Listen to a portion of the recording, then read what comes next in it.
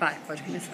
Bom, a primeira questão, então, entrando na discussão do currículo, é o que é o tal do currículo, né? O que vem a ser o currículo, que papel, que função ele tem na escola. Então, trago uma citação da professora Alice Lopes, que as duas são da UERJ, a Elizabeth Macedo.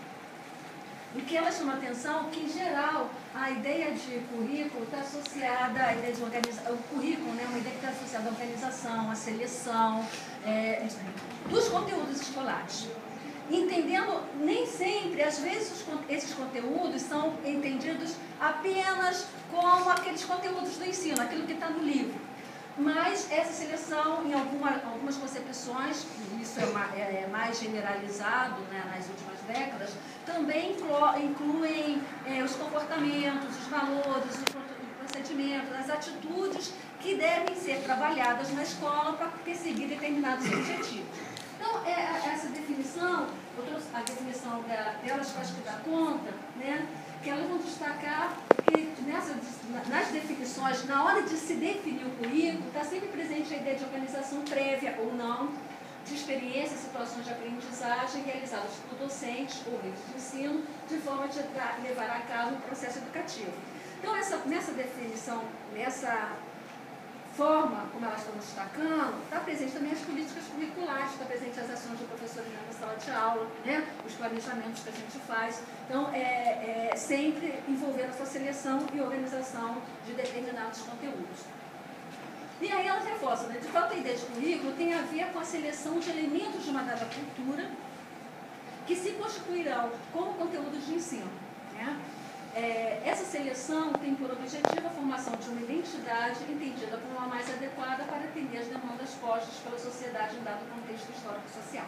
Então, aí, estabelecer a primeira associação, né, a importância do currículo, como esse currículo tem a ver com as demandas que estão postas numa sociedade e como essa sociedade demanda que a escola se organize da formação das pessoas que vão ser o futuro daquela sociedade, né? Então, a seleção desses conteúdos é visando, dado todo o patrimônio cultural, de conhecimentos acumulado pela humanidade, o que a gente seleciona desses conteúdos para dar conta desse processo, dessa formação específica que a gente quer tem o objetivo, né, dessas pessoas que a gente tem o objetivo de formar. E aí, eu só vou precisar aqui uma coisa, porque em algumas dessas leituras, algumas dessas concepções, a ideia de conhecimento vai ficar destacada da ideia de cultura, né? O conhecimento, por exemplo, da minha área, nem todo mundo na minha área acha que o conhecimento científico é cultura, né? Eu, por exemplo, acho que mas essa é uma discussão, né? Então, quando eu estou falando elementos de uma cultura, é aquilo que cultura é entendido aquilo que foi produzido, né? Inclusive os valores, os comportamentos que são mais adequados para dar conta daquela formação. Na nossa sociedade, por exemplo, a escola investir na formação de uma identidade competitiva tem lugar nessa sociedade? Alguns vão dizer que sim, outros vão dizer que não, né? Mas esse é um valor que a escola tem que estar preocupada e esse é um valor que vai estar expresso no currículo, as pessoas queiram ou as pessoas não queiram, né? Mas isso a gente vai ver daqui a pouco.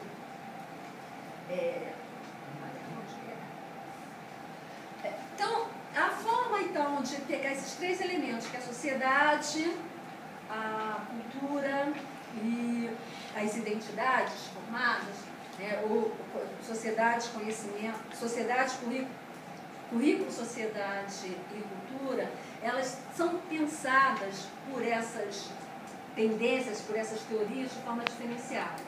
Como eu falei para vocês, eu vou abordar três dessas formas, três dessas teorias. Em primeiro lugar, as teorias que não problematizam as seleções, né? Então, aquelas seleções, se o currículo é uma seleção de conhecimentos de uma dada cultura, é aquelas teorias que não vão problematizar essa seleção, né? O currículo é selecionar, o que está aí. O que está aí é o que a escola tem que dar, o que está no livro didático. Então, não tem problema com relação a isso, né? Então, essas correntes chamadas de não críticas, eu sempre, assim, cheio de aspas, eu tenho, assim, Quanto mais eu estudo, mais incômodo eu tenho com essas classificações, tá? Mas elas são chamadas aí na literatura como teorias não críticas. E um outro grupo de teorias são aquelas teorias que vão problematizar. Mas por que esses conteúdos? É basicamente assim, mas por que esses conteúdos e não outros? Né? O que ficou de fora? Né? Então, essas são chamadas de teorias críticas ou pós-críticas. Né? Estudos pós-críticos são estudos mais recentes, mas aqui no Brasil, de umas 2 décadas para cá. Né? Mas no Brasil ainda muito forte, a tradição crítica é muito forte. Todos nós aqui fomos formados na tradição crítica. Né? Então, em contraposição às posições não críticas. Os estudos pós-críticos, eles são ainda muito insuficientes. Faço parte de um grupo de pesquisa que é voltado por esses estudos, né? Mas são muito insuficientes, inclusive na academia. Né? Mas, vou dizer outra, a gente está mandando muita porrada nas análises que a gente faz, mas vamos chegar lá com vocês. Então, o que seriam as teorias não críticas? É só aqui, vou fazer uma concessão, a gente poderia associar essas não críticas, às teorias tradicionais. Mas sem a pretensão de dizer que o tradicional é ruim, o tradicional não serve, o tradicional tem que ser superado, não sei o quê, né? Porque a gente é muito tradicional ainda. Né? Então, elas são não críticas. São teorias que elas operam com a ideia de um currículo científico. O que tem de diferente nessas teorias? Como elas não problematizam a seleção, o que tem para a escola ensinar está aí, né? Está no livro, está consolidado, tem uma tradição que é isso mesmo e tal, não tem questionamento. Então, elas vão se preocupar muito mais com como é que a gente vai fazer para ensinar isso que está aí, que a gente tem que ensinar. Se eu tenho esse material que está no livro, tem lá as orientações, tem lá o livro didático e tal, não sei o quê, eu tenho que fazer isso. Então, como é que eu vou dar? Então, elas vão estar preocupadas exatamente nisso. Por isso, essa ênfase na técnica. Né? Elas vão, o como fazer vai ser o fundamental, vai ser o enfoque. Né? Então, eles vão estar se debruçando quais são as estratégias, quais são os procedimentos, o que o professor precisa fazer e tal, para dar conta daquilo que está lá, e sobre aquilo que está lá não tem mais nenhuma questão. Então, é basicamente um currículo pensado e formulado por especialistas. Tem muito dessa tradição, não na história da educação. Né?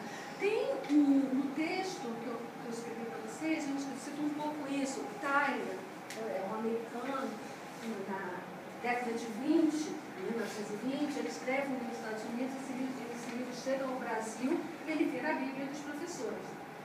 Eu li esse livro, Tyler, pois é. Não, você leu na época de faculdade. Eu quero te dizer que eu li numa disciplina que eu fiz do curso de Teoria de Currículo da universidade.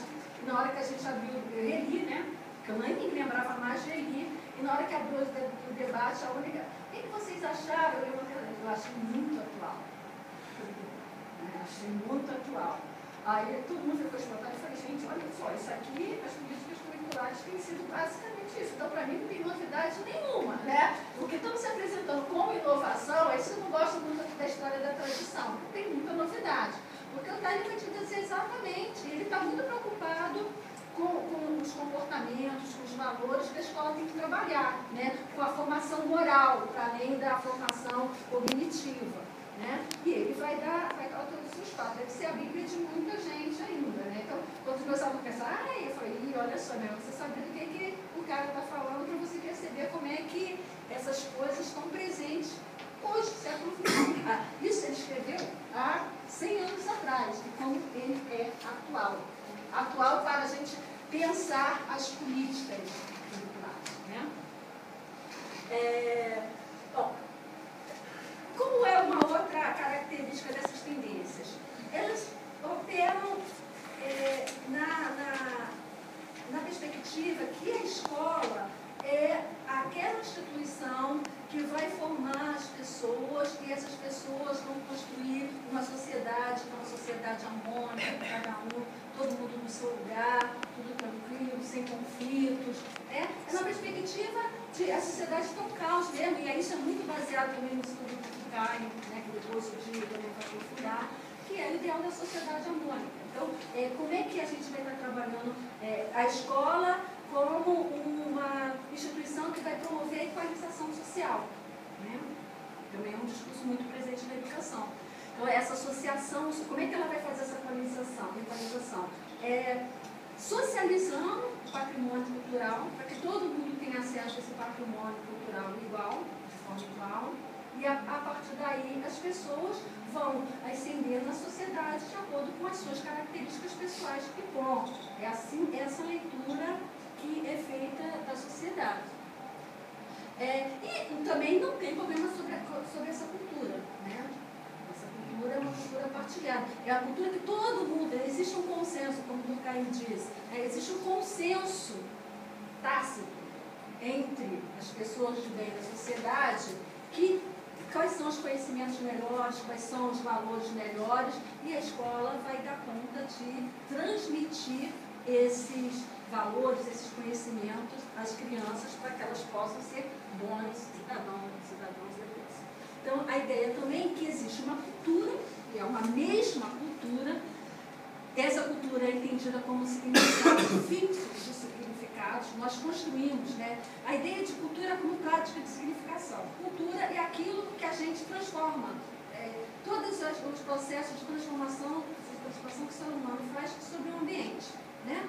Então, isso que a humanidade construiu, isso é comum a todos nós. Então, não existe questionamento quanto a isso. Isso nos trouxe até aqui, né? Isso é muito de uma tradição moderna, iluminista. Isso nos trouxe até aqui, baseado na ciência, no progresso, no bem-estar e tal. E isso vai ser partilhado por todos, e isso é a possibilidade de emancipação. Então, a cultura, então, esse repertório fixo, né, de conhecimentos, de valores e tal, vai ser socializado, vai ser apropriado por todo mundo da mesma forma, no mesmo tempo, desde que a escola faça um bom trabalho para isso. Então, a ideia é que na escola a gente aprende códigos que a gente vai agir na sociedade. Na escola a gente não aprende só conhecimento, mas a gente aprende como a gente deve agir em sociedade. Então, aí, esse currículo e a escola são vistos como instrumentos de controle social, né? Porque como o Durkheim, gosto muito do Durkheim, porque ele fala, o ser humano, ele nasce com o lado inato do ser humano, é um lado muito perigoso. Então, viver em sociedade é você aprender a controlar a tua forma natural, aquilo que você tem de inato, abandonar isso para poder viver o bem-estar da sociedade, né? Então, a ideia do é isso mesmo, assim, aquele sujeito que está lá, de que forma ele aprende a viver em sociedade, e a escola é a instituição que vai ter um papel nisso, vai viver o mundo do trabalho, viver coletivamente, a escola é tida como essa instituição. Aí a gente tem uma primeira problematização, né, para poder entrar lá na primeira questão para a gente discutir lá depois do café. Na ideia da sociedade, né, que é preciso agir em sociedade, esse controle, esses códigos que vão orientar nossas ações, a pergunta que eu falei é quem é que decide que códigos são esses, quais são os melhores códigos? Tudo o Durkheim estava resolvido. Existe um acordo tácito, não tinha problema nenhum, né? Sociedade complexa do jeito que é, quem decide isso? Né? Quem decide, então, que códigos vão ser ensinados? Se montar um currículo, uma ação técnica que está a cargo dos especialistas, eles que vão fazer a seleção que a escola deve ensinar, né? Em que parâmetros? Da onde eles vão fazer essa seleção? Porque essa seleção é porque não outra seleção. É a partir dessas questões que aqui no Brasil, na década de 70, na década de 80, né, que é a década que eu estou na faculdade, na faculdade de educação, eu lembro que eu saía da aula de didática, que era muito não crítica, e entrava na aula de sociologia, que era totalmente crítica. E aí eu não sabia o que eu ia fazer na escola, né? Porque na aula de sociologia, na aula de didática, eu ensinava como tinha que pegar, montar um planejamento, não sei o que, tudo técnico. E na aula de sociologia, eu lembro de dizer, cara, está tudo errado, você está reproduzindo as coisas que estão aí, né? E como é que fui dar conta disso? Na minha cabeça, anos depois, porque isso é uma coisa que me preocupa muito no curso de formação, né? Que a gente ouve uma coisa aqui, outra coisa ali, e a aula fala, professora, o outro está falando outra coisa, como é que a gente dá conta? Mas, e aí quando a gente chega no chão da escola, a gente vai ver como é que a gente dá conta, né? Então, as teorias críticas, elas são críticas porque elas vão fazer parte exatamente daquela crítica. Tá. Os conteúdos, o currículo é resultado de uma seleção, de uma cultura que está acumulada e tal.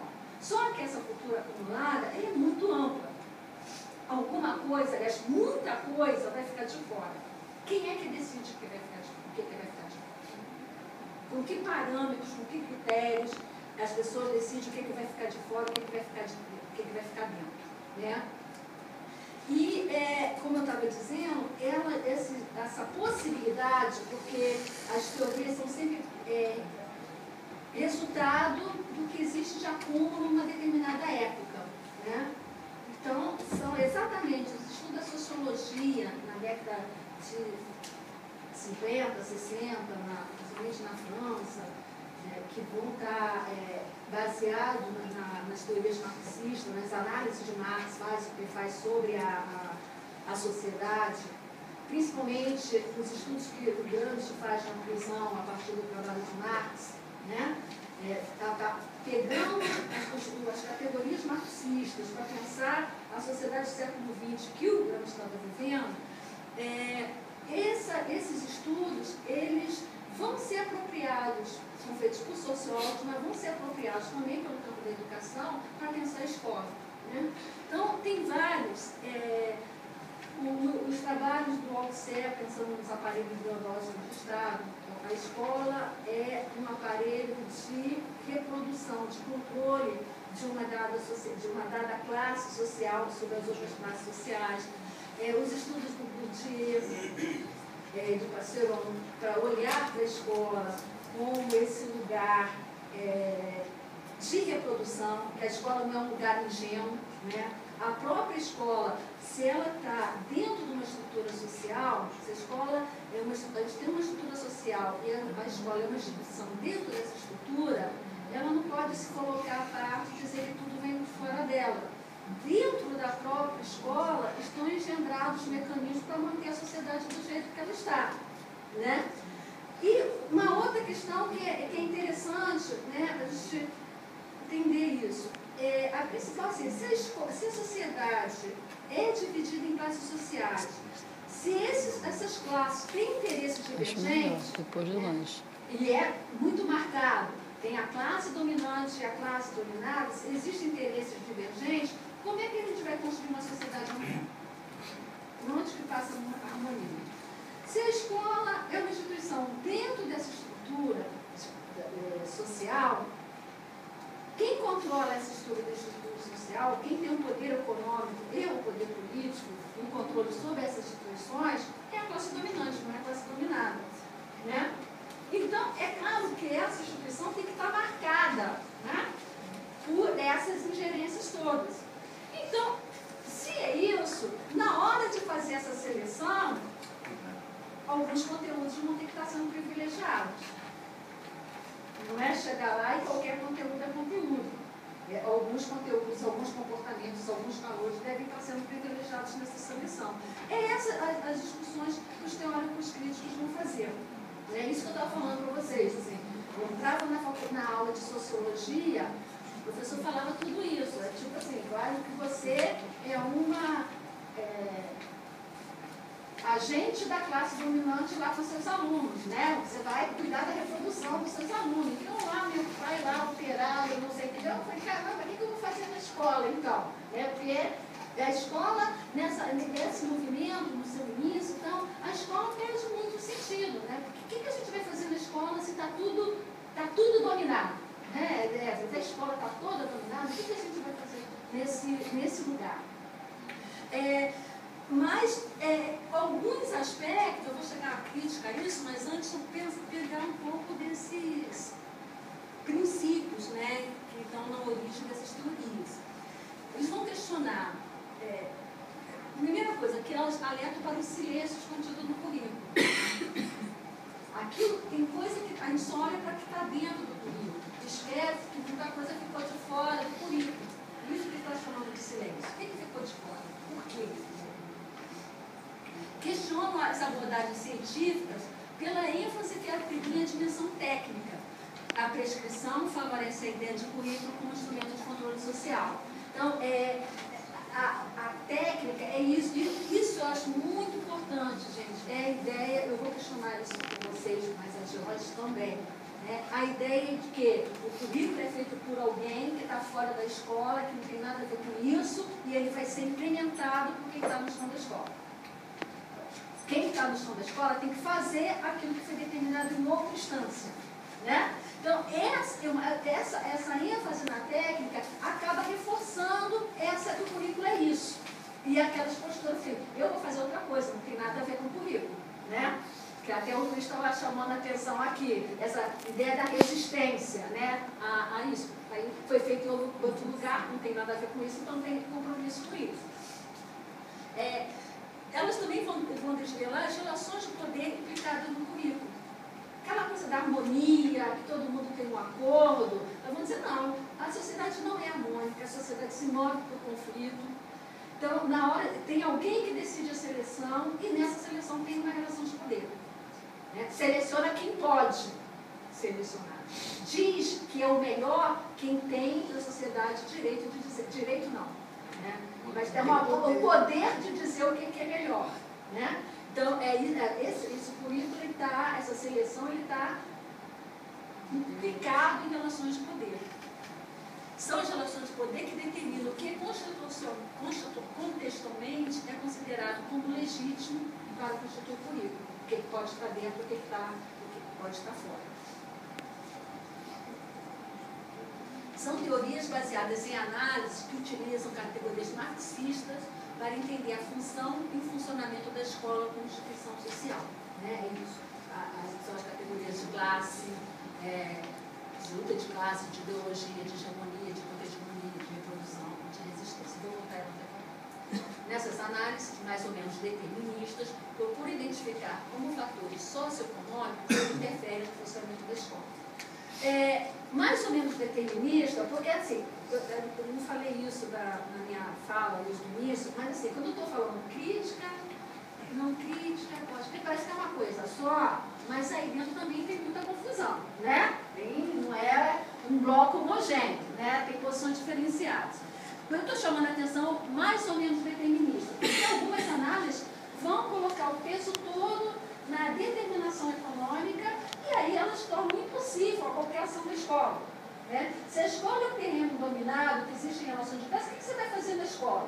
Eu tinha uma amiga que era até a direção sindical, que falou, então não pegar em arma, porque aqui dentro não tem nada para fazer. Né? Eu acho que isso desmobiliza muito. Mas algumas dessas teorias, não, elas vão usar principalmente aqueles autores que se baseiam nas teorizações do Gramsci, né? Tem o Michael Apple, que é um americano, mas que tem muita influência, formou muita gente no currículo, o professor Antônio Flávio,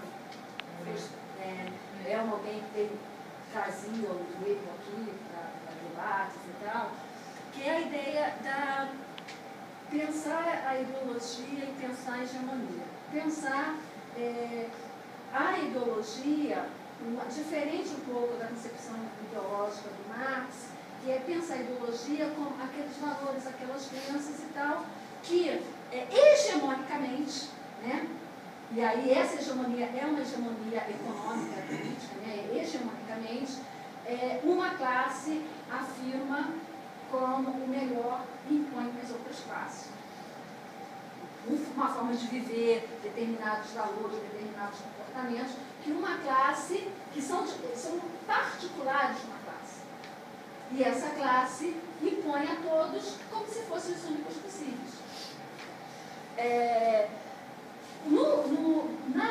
No pensamento marxista mais tradicional, a hegemonia é uma hegemonia. É o Gramsci que introduz a ideia de contra-hegemonia. Porque se existe uma hegemonia, é possível constituir uma contra-hegemonia, e aí vai usar o conceito de sociedade civil, né, para que a gente possa mostrar para a classe oprimida que aqueles valores são valores de uma classe, não são valores dela. Né?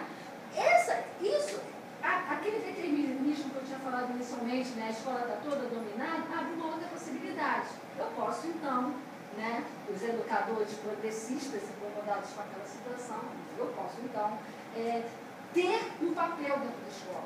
Eu não preciso me formar e ir para a escola e ser uma reprodutora dos ideais de uma prática. Eu posso ir para a escola e construir na minha prática a desconstrução dessa estrutura que está montada.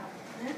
Isso vai ser sucesso de público na década de 80, na década de 90. Eu chego na sala de aula, os meus alunos estão lá, eu acho isso legal. Né? Acho entender a escola ainda como uma possibilidade de ação. Então, se contrapõe na ideia de que a escola é só um instrumento de reprodução de uma ideologia, alguns autores também vão trabalhar um outro conceito. A escola também pode ser um lugar de resistência dessa ideologia. A gente pode construir na escola um lugar de resistência. Então, o conceito de resistência, tem vários trabalhos no campo da educação falando dessa resistência dos professores. Essa resistência é uma resistência produtiva. Né? O cara não está resistindo só porque ele não quer nada, ele não está resistindo porque ele não está concordando com aquilo. Né? Tem uma posição ali, não vou fazer assim e tal, isso tem uma posição. Então, tem vários estudos no campo da educação que vão, com esses referenciais, chegar até aí. E são conceitos super importantes para a gente entender essas produções também, essas teorias.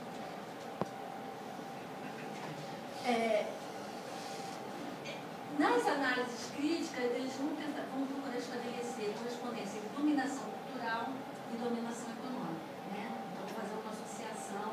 E os trabalhos do Bourdieu também são muito interessantes. O Bourdieu está interessado, tem um texto, um trabalho que ele está vendo, analisando a escola francesa, um liceu, né? Que é a escola do ensino médio na França, na década de 60. Que a tradição do discurso educacional é dizer que pela educação nós seríamos ascender, nós seríamos melhores, né? Todo mundo. E ele olha, na década de 60, ele olha para o liceu estava se democratizando, uma situação bem próxima da gente, né? Democratizou o acesso. Então, os jovens de classe popular estavam chegando ao liceu.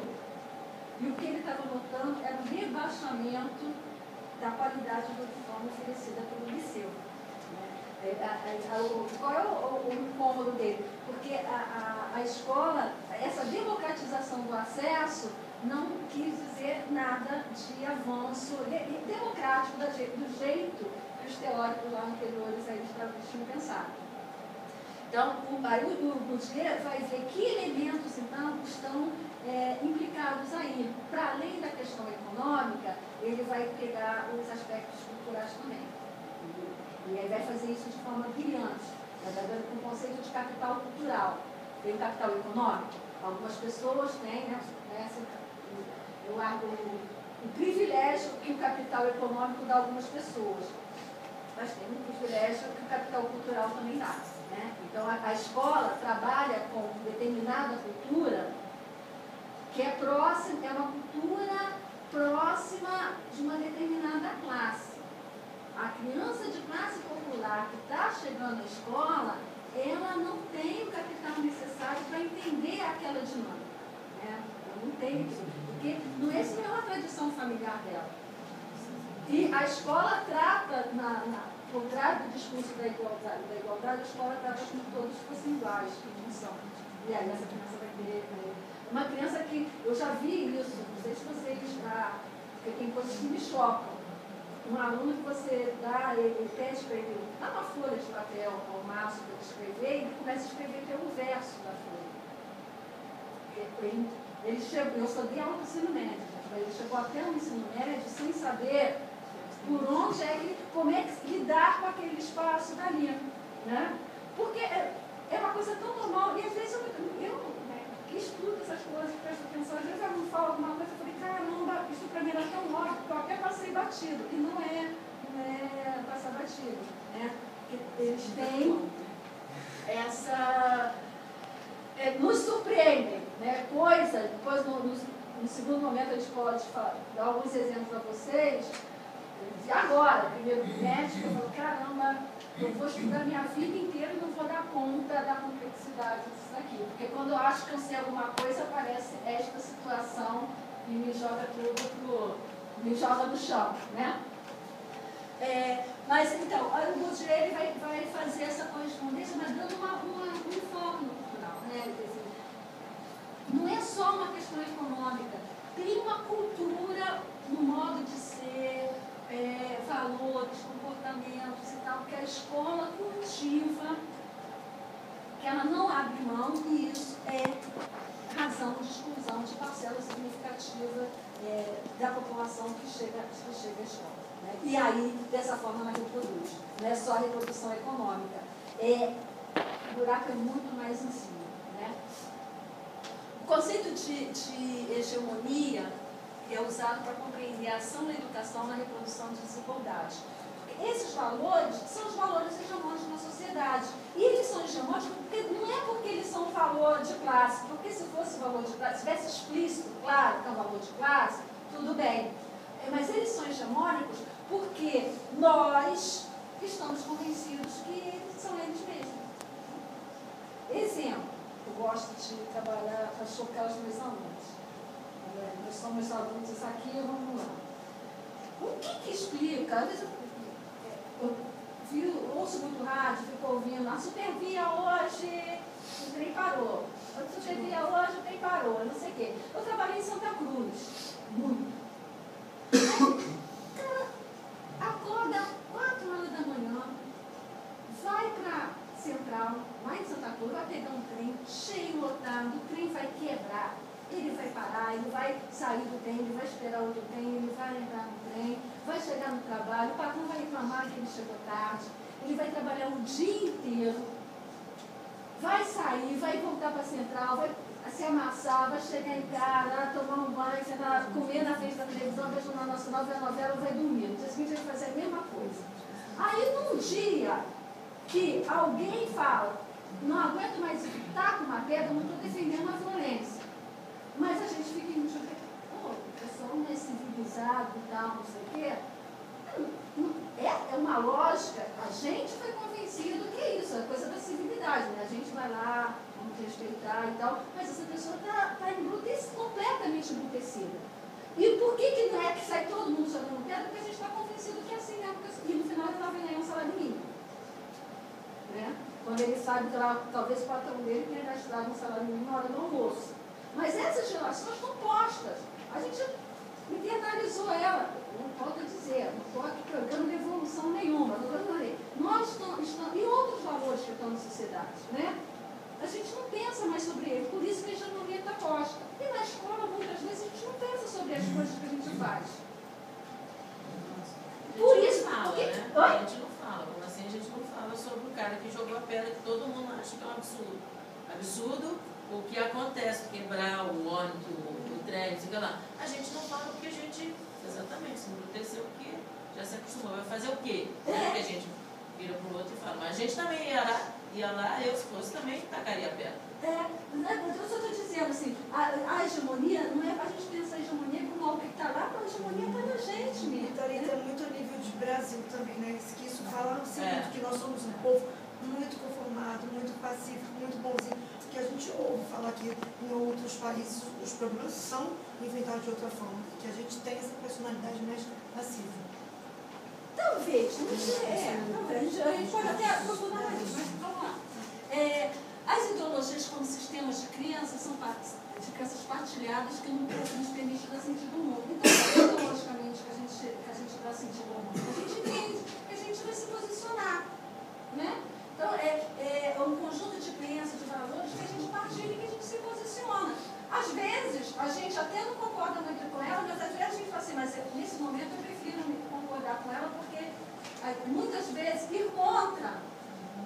pode que pagar um preço que nem sempre a gente está disposto a pagar, né? Também tem isso, né? Porque isso é o status quo, está estabelecido. E contra o que está estabelecido também tem nomes, né? Ninguém sai quebrando barreiras sem pagar a conta. A gente tem que saber, tem que pagar a conta, né? Ideologicamente, a forma de enxergar o mundo sob a ótica das classes dominantes é concebida como a única lógica possível, né? E a ideologia, para mim, é um pouco isso. Então, nesse sentido, o currículo, essas teorias vão perceber o currículo como espaço de reprodução simbólica e material. O currículo vai ser aquele instrumento que vai permitir. Essa seleção não é uma seleção desinteressada, quando ela é feita, tem um norte, tem um horizonte, tem um objetivo, que pode não estar explícito, mas ele está lá, né? A elaboração curricular como espaço social que envolve interesses conflituosos em uma sociedade estratificada em classe. Então, mesmo na hora de sentar e fazer o documento curricular, tem interesses diferenciados ali. Essa seleção não é uma seleção, a gente combinou aqui, não. Toda essa combinação também é um momento de conflito, né? O currículo reproduz as desigualdades sociais. Se a sociedade é estratificada em classes, com interesses antagônicos, a seleção e organização de conteúdos escolares não pode ser entendida como neutro, né? Não é um problema técnico apenas, é também, mas não é só. O técnico não é o principal, né? Como dizia a professora Vera Candor, todas as dimensões políticas, culturais, econômicas devem se envolver nesse processo. Não é possível pensar uma sociedade harmônica partilhando sem conflitos o mesmo patrimônio, o mesmo repertório cultural. A ideia de mesma cultura partilhada por todos. Se nós temos interesses diferentes, se você quer mandar em mim, seu interesse é diferente do meu. Não tem jeito de eu partilhar a mesma coisa que você, do mesmo jeito. Então, essas teorizações, essas reflexões vão contribuir para o processo que eu gosto muito, que é o processo de desnaturalizar o mundo. Aquilo que a gente vê como natural, a gente passar a ver como problemático. Não tem nada de natural ali. Natural é nascer e morrer. Como a gente nasce, como a gente morre, já é cultural, já não é mais natural. Né? Não tem nada que o ser humano faça que seja natural, não seja o currículo que ocuparia esse lugar. Então, questões então que contribuem para isso. Por que determinados conhecimentos são privilegiados no currículo? Quem define essa seleção? Em favor de quem essa seleção é feita? Que culturas são legitimadas com essa presença e que outras são silenciadas? Por que alguns aspectos da cultura social são ensinados como se representassem um todo social? Quais as consequências da legitimação desses aspectos para o conjunto da sociedade? Abrindo parênteses, acho que vocês têm uma oportunidade maravilhosa, né, de fazer essa discussão. Até pelo campo de vocês é um campo que permite isso, facilita isso, né? Fazer essa discussão com os meus alunos na matemática, eles jogam na minha cara, mas a matemática é tudo bem, professor, isso aí serve para cá, a matemática não, eu falo que matemática é cultura. Né? Matemática é uma invenção, não, né? Ela quer tudo igualzinho, você já está começando mal na sua profissão docente de professor de matemática, né? No exercício docente da profissão de matemática. Porque não é a matemática que é diferente, não, todos os campos do conhecimento. Alguns, pela nossa tradição, vão estar mais permeados a essas discussões, outros são mais fechados. Né? Acho que a matemática é mais fechada do que a ciência. Essa teorização também vai levar à formulação de um conceito que vocês talvez já tenham estudado por aí, que é o chamado currículo oculto. Né? A ideia é que na escola estariam em operação dois currículos. O currículo oficial, que foi formulado lá fora, chegou uma das provas a ser comentado, e o currículo oculto. Aí o currículo oculto são os valores, as normas sociais que vão passando para a gente no processo de escolarização. Alguns desses aspectos do currículo oculto, eles até podem ser entendidos como resistência, né?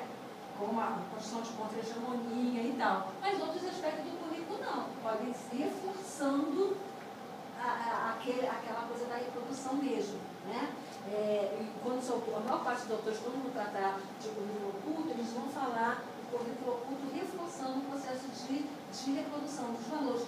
É aquele olhar que o professor dá para aquele aluno que, sei lá, coitado, ele não vem muito limpo, ele não tem comportamento legal e tal. E a gente acha que não, mas assim, eu tenho prestado muita atenção nisso, que às vezes num olhar, numa palavra que você dá para o aluno, já cria uma barreira ali e já era. Né? E às vezes a gente faz isso porque nós, o professor é um ser humano como outro qualquer. Né? Aquela história. Ah, professora, mas como é que se a gente não gostar de um aluno? Eu falei, mas você vai encontrar muito aluno, muita turma na tua vida que tu não vai gostar. E o exercício você não vai ficar ali criando, romper isso, passar disso, porque as nossas subjetividades vão estar, dizem, a gente foi ensinado na escola que não, né? Que a gente está acima de tudo, que a gente não é provocação, né? E não é isso, a gente encarar os nossos próprios demônios. Mas por trás disso, a gente às vezes pode estar reproduzindo essas situações também que a gente até não concorda muito, mas a gente já pode estar reproduzindo. Não estou falando nem de chamar aluno de burro, como às vezes acontece, né? Mas coisas e atos que a gente está fazendo que a gente pode estar reforçando, ter um processo de baixa estima que o aluno já traga para dentro da escola. Até o contrário, tem matérias que, você falou em matemática, né? A própria matéria já faz alunos entrarem na sala de aula não gostando de você. É o contrário, não gostando de você. Até meus alunos falam, poxa, eu gosto de você, professor de química, mas eu gosto muito de você. Mesmo sendo de química. Mesmo sendo de química, é um detalhe. Né? Professor, eu não gosto dessa matéria, mas eu gosto de você. Né? Eu outros que não, porque não vão gostar mesmo, mas quando você... É um trabalho de conquista, né? E às vezes o professor não entende isso, não foi sempre na minha vida profissional que eu entendi isso. Não gosto, mas gostar é fundamental. Principalmente, olha só, os Paralamas do Sucesso fizeram uma música que é para acabar com a minha vida. Odeia aqui, porque você nem sabe o que é, e você já chega aqui e você já odeia, né? Então me dê a chance, pelo menos, de mostrar para você que não é assim. Uma outra coisa é falar, você pode aprender. Eu trabalho com aluno do ensino médio, primeiro ano do ensino médio. Então, a primeira tarefa do meu é, cara, você pode aprender. Todo mundo pode dizer que não, mas eu vou acreditar em você. Mas nem você acredita. E aí, enquanto você não acreditar, vai ficar difícil. Mas, isso assim, se você não... deixa pra lá, não quero saber, aí eu currículo tudo, né? Isso aí chegou assim, o pai era assim, a mulher era assim, a mulher era assim, não sei o que. Então, eu currículo de dimensão. Mas aí, quando você fala para o aluno, né, que ele pode aprender, você acredita nele, isso também é currículo oculto. O currículo oculto não é só, vamos dizer assim, para o mal. Não. É para o bem também. Não, eu falei para você, existem também elementos, leituras de currículo oculto como elementos elementos positivos de resistência, elementos positivos também. A ação positiva, nenhum lugar está escrito que o professor agir assim ou assado. Né? Mas a forma como ele age, e ele vai agir porque é ele, né? Não tem ele que guarda na gaveta os teus diabinhos na gaveta e entra para dar folha de aula pura. Não é. Se você entra com todos os seus problemas, as contas para pagar, né, os problemas e tal. E muitas vezes o aluno fala alguma coisa que tu não gosta, tu responde na lata, não é? Né? Eu tenho muita preocupação com isso porque eu sou professora, né? Eu sei o que é a sala de aula. Então, quando as pessoas vêm fazer um discurso que o professor, porque, pelo amor de Deus, né? Eu tenho os meus problemas, mas eu tenho os problemas de todos os meus alunos e todo mundo quer. Nem sempre vai ser assim. O que eu acho importante é a gente ter um processo de reflexão permanente sobre a prática da gente. Né? Permita até Depois ele chegava lá e falava, fulano, desculpa, não foi isso. Às vezes ela não pede desculpa. Um falou para mim assim, ele estava falando com o outro, quer dizer que teu pai é isso, teu pai é aquilo, não sei o quê, teu pai tira crack. Aí eu parei e falei, meu filho, o que você tem a ver com o pai dele? Está na hora da aula, vamos parar com essa conversa. Ele virou, e o que você tem a ver com a conversa da gente? Aí eu parei, ele na hora ele ficou vermelhinho assim. Aí eu, nossa! Aí eu falei, não, até que certa medida ele tem razão, né? Mas aí começamos a conversar, não sei o que, aí veio menos passou por ele, aí eu falei, quer dizer que eu não tinha nada com a conversa? Ele, ai professora, desculpa e tal, não sei o que. Porque dependendo do meu dia, alguém podia ter pisado no meu carro e ia virar uma tragédia, né? É dessa... Às vezes a gente... Vou respirar fundo, né? Porque vocês estão na escola, vocês sabem como é que é isso. Bom, as teorias pós-críticas, elas utilizam os princípios do pós-estruturalismo para pensar o currículo e seu funcionamento. As análises, o que é o pós-estruturalismo? As análises, as grandes teorias, né, do século XX, né, vou falar de educação do século XX, elas são baseadas no estruturalismo. Pensar numa estrutura social. Né? Existe uma estrutura social, como é que essa estrutura funciona? O pós-estruturalismo é toda uma corrente de pensamento também muito diversa e tal, que vai questionar essa ideia dessa estrutura centrada, que é assim, e as posições estão muito definidas dentro dessa estrutura. Né?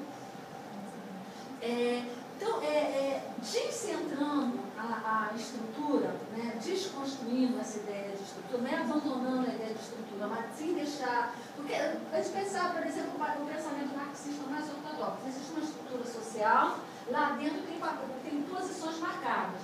Tem dominado e dominante, bom, e assim os adeptos dessa teoria vão construir suas reflexões. O pós-estruturalismo é assim, não, olha só, tem dominado, tem dominante, mas aqui no meio tem um montão de coisa. Né? Entre o bem e o mal, tem um montão de outras coisas acontecendo, que isso aí só não dá conta, essa coisa muito demarcada não dá conta. Quais são esses princípios? Nas perspectivas pós-estruturalistas, a sociedade, conhecimento e cultura são analisados a partir de uma perspectiva antirrealista, em que a realidade é concebida como uma produção discursiva. A ideia do discurso é central nessas perspectivas. A realidade é um discurso. A realidade é aquilo que a gente diz que a realidade é. Não é que essa parede não existe, como diz minha professora. Se eu vir correndo, a parede não existe, eu vim correndo, vou dar uma porrada aqui, vou quebrar a cara. Não é isso. Mas, assim, os discursos que vão tentar explicar por que esse sujeito saiu de lá e veio aqui, eles vão produzir uma realidade. Né? Então, nós temos impressões sobre o mundo, criamos significados sobre o mundo, sobre as nossas ações, e isso se dá discursivamente. As coisas só passam a existir, ter existência real, quando a gente nomeia. Né? Você passa pela tua rua todo dia e tem uma casa lá azul. Aí você passa, todo dia você tem caminho mecânico. Algum dia você olha assim e vê que a casa pintada, que a casa agora é amarela. Aí você, a partir do momento que você toma a consciência daquilo, que você nomeia essa mudança, aí as coisas passam a existir de fato. Antes disso elas não existiam. A existência dela, a materialidade delas, está naquele momento que elas são nomeadas. Basicamente seria isso. É mais complexo isso, mas basicamente seria isso numa perspectiva pós-estruturalista. O que é a sociedade? Cada um vai dizer, vai construir um discurso sobre o que é a sociedade, o que é o conhecimento, o que é a cultura. Eu estava falando do cenário de ciências, eu vou te falar que conhecimento científico não é cultura. Eu acho que é. Muitos acham mais ou menos. A partir dessa compreensão que não existe uma realidade a priori, né?